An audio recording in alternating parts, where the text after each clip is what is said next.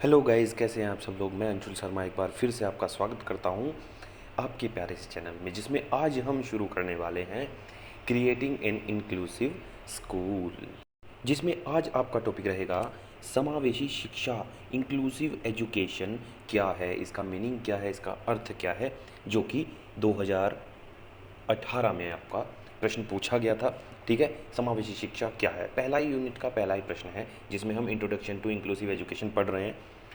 समावेशी शिक्षा से परिचय, जो आपकी यूनिट फर्स्ट है, उसमें सबसे पहला टॉपिक समावेशी शिक्षा क्या है। ठीक है, और इसका अर्थ क्या होता है। तो समावेशी शिक्षा है इंक्लूसिव एजुकेशन। इंक्लूसिव या इंक्लूड करना मतलब समाहित करना, साथ में जोड़ लेना। ठीक है, समावेशी का अर्थ है समाहित करना या फिर साथ में जोड़ लेना, हम इस टाइप से इसको कह सकते हैं। ठीक है, अब जोड़ना किसको है? जोड़ना है कि ऐसे बच्चों को जो थोड़े असमर्थ हैं, ठीक है, जो शारीरिक या मानसिक रूप से अपंग हैं, वो क्या होते हैं कि सामान्य बच्चों की तुलना में थोड़ा कम सीख पाते हैं। ठीक है, किसी को ऊंचा सुन रहा है, किसी को दिखाई देने में थोड़ी तकलीफ़ है, मतलब कहने का मतलब ये है कि वो कम देख पाता है, थोड़ा ध्यान से बहुत करीब से देखते हैं, कुछ बच्चे थोड़े दूर से देखते हैं, आंखों में कोई कमी है देखने में। ठीक है ना, तो ऐसे बच्चों को क्या करना है, मुख्य धारा से जोड़ना यहाँ पे एक उद्देश्य है कि वो भी समान बच्चों की भांति समान स्कूल में समान शिक्षा ग्रहण कर सकें। इसी को समावेशी शिक्षा कहा गया है।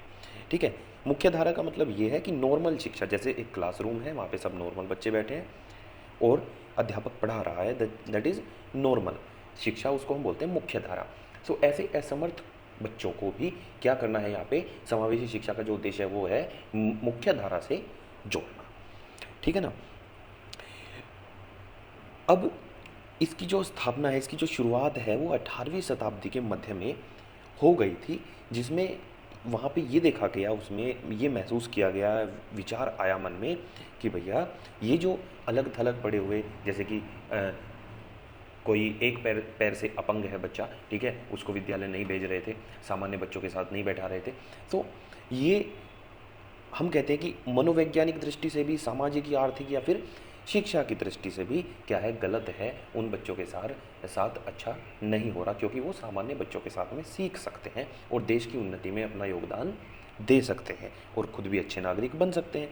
तो ऐसा क्यों ना किया जाए। ठीक है ना, अब सबसे पहले अमेरिका में 1975 में ये जो कानून था वो पास किया गया कि जो थोड़े कम असमर्थ बच्चे हैं, मतलब एक तो बहुत ज़्यादा होते हैं भाई, दिव्यांग ही हैं, बिल्कुल दिखाई देता ही नहीं है, तो वो तो सामान्य कक्षा में बिल्कुल नहीं पढ़ सकता, वहाँ तो ब्रेल लिपि से उनको पढ़ाया जाएगा। ठीक है ना, लेकिन जो कुछ कम देख सकते हैं, चश्मा वश्मा बनवा के, उनको सामान्य बच्चों के साथ में बैठाया जाना चाहिए। ये वहाँ पर क्या हुआ, कानून पास किया गया। ठीक है, तो अमेरिका में ही यहाँ पे मुख्यधारा आंदोलन जो है वो चला था, और इसी का परिणाम ये है कि भारत में भी उसकी गूंज सुनाई दी और यहाँ पर भी ऐसा कुछ होने लगा।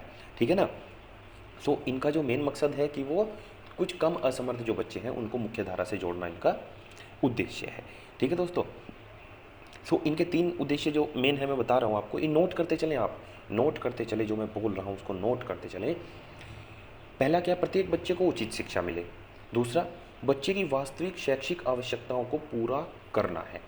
ठीक है, और तीसरा, ऐसे साधन उपलब्ध करवाना है जिसमें कक्षा कक्ष से जुड़े कर्मचारी बच्चों की दूसरी समस्याओं का भी समाधान कर सकें। ठीक है ना, और अस्थाई अध्यापक या फिर विशेष योग्यता वाले अध्यापक जो है इनको अवश्य मिले पढ़ाने के लिए। ठीक है ना, तो ऐसे ही यहाँ पे पॉइंट नंबर फर्स्ट जो है वो क्या कहता है, समर्थ जो कि नॉर्मल है, तथा असमर्थ जो कि थोड़े कम नॉर्मल है।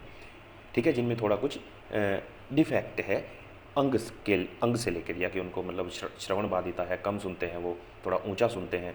ठीक है ना, बिल्कुल नहीं सुनने वाले या फिर बिल्कुल नहीं देखने वाले बच्चों की बात नहीं, और यहाँ पे थोड़ा कम है ना। सो समर्थ असमर्थ बच्चों में स्वस्थ दोस्ती का रिश्ता बनाने हेतु प्रोत्साहन देना, ये समावेशी शिक्षा का कार्य है।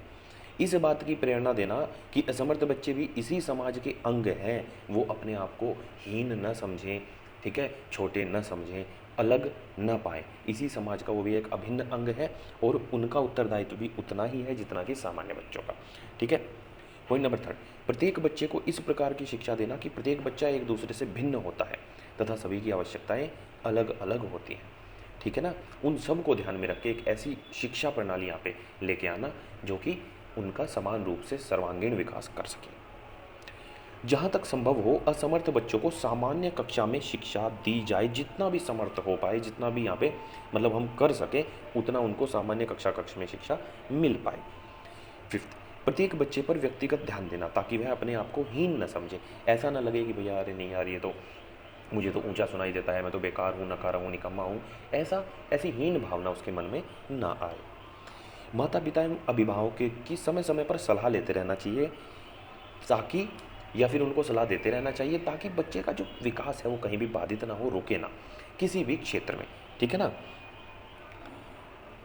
असमर्थ बच्चों को सामान्य बच्चों के साथ साथ विशेष सेवाएं भी देनी चाहिए, ठीक है। वहाँ पे डॉक्टर अवेलेबल होना चाहिए, डिस्पेंसरी होनी चाहिए, स्कूल में लाइब्रेरी वगैरह ये सारी चीज़ें होनी चाहिए, ताकि उनको जिस चीज़ की ज़रूरत हो, थोड़ा ऐसा है ना भाई, प्रॉब्लम है कहीं ना कहीं, तो उसी के अनुरूप थोड़ा शिक्षा में भी हल्का फुल्का बदलाव किया जाए और प्रशिक्षित अध्यापक वहाँ पर लगाए जाए ताकि वो अच्छे से पढ़ लिख पाएँ, ठीक है। अस्थायी अध्यापकों व प्रशासकों को आवश्यकता अनुसार सहयोग देना, ठीक है ना। सो जो अस्थायी अध्यापक हैं, ताकि उनके अंदर भी थोड़ा जोश जज्बा बना रहे, तो उनको भी सहयोग की आवश्यकता है। अब एक स्कूल है मान लिया, ठीक है ना, और उसमें 4 अध्यापक पढ़ा रहे हैं और बहुत सारे बच्चे वहाँ पे पढ़ रहे हैं, 500 1000 2000 जितने भी हैं, ठीक है ना। तो आप ये देखो कि अगर कोई मैनेजमेंट नहीं है, कोई ध्यान नहीं दे रहा, कोई फंड नहीं आ रहा, ठीक है, तो एक क्या होता है कि अंदर से शिक्षकों का भी जो हौसला है एक समय के बाद टूटने लगता है कि अरे हम ये क्या कर रहे हैं। सो उनको भी प्रशिक्षण का उनका प्रोग्राम होना चाहिए, उनको भी थोड़ा पुश अप करते रहना चाहिए ताकि वो भी अपना जो है पूरे जोश जज्बे के साथ लगे रहें, ठीक है ना। एक समान समय सारणी लागू करना, ठीक है। सो ये समय सारणी है एक समान समर्थ असमर्थ बच्चों के साथ में। असमर्थ बच्चों को भी विद्यालय की अन्य गतिविधियाँ जैसे म्यूजिक है, कला है, भ्रमण है, व्यायाम है, खेलकूद है, ठीक है, ग्रुप डिस्कशन है, या फिर कोई भी एक्स्ट्रा करिकुलर एक्टिविटीज़ है, ड्रामा है, ठीक है, इनमें क्या करना है, उनको भी इंक्लूड करना है, उनको भी अलग नहीं बैठाना, ठीक है। जैसी जिसकी योग्यता है उसके अकॉर्डिंग उसको एक पार्ट देना है ताकि वो भी अपने आप को आगे बढ़ा सके, ठीक है। वही बात है कि बच्चा अपने आप को हीन न समझे किसी भी प्रकार से, ठीक है। अब चलते हैं point number last, which is 11। असमर्थ बच्चों के लिए भी ऐसे प्रबंध करना कि वह भी लाइब्रेरी, खेल के सामान, खेल के मैदान आदि का समान रूप से प्रयोग कर सकें, ठीक है। इस प्रकार से प्रबंध वहाँ पे करना है प्रबंध समिति के द्वारा, ठीक है, ऐसा करना चाहिए ताकि वो सेम। तो कहने का मतलब ये, अगर मैं निचोड़ की बात करूँ, एट द एंड कंक्लूजन हम बताएं तो समावेशी शिक्षा वह शिक्षा जो समर्थ, नॉर्मल और थोड़े से डिसेबल्ड, पार्शियली डिसेबल्ड बच्चों को एक ही कक्ष में शिक्षा प्रदान करवाए, उस शिक्षा को हम समावेशी शिक्षा बोलते हैं, ठीक है। और ऐसे बच्चों को मुख्य धारा से जोड़ना इसका मेन मकसद है, ठीक है ना। मिलते हैं नेक्स्ट वीडियो में, टिल देन पढ़ते रहें, आगे बढ़ते रहें, ऑल द बेस्ट।